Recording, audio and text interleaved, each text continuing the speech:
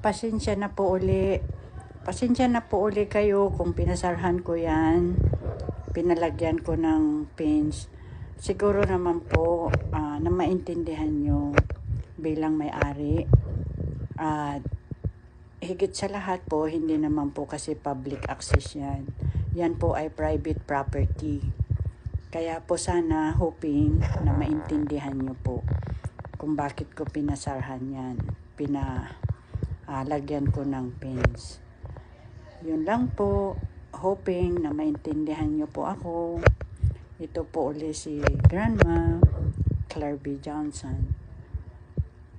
At maraming salamat po.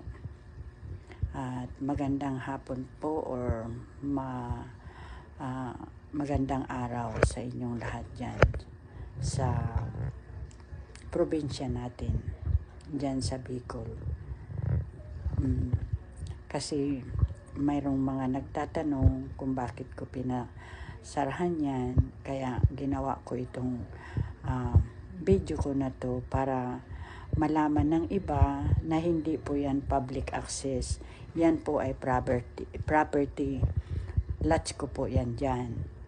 Kaya pinasarahan ko lang po para kahit papano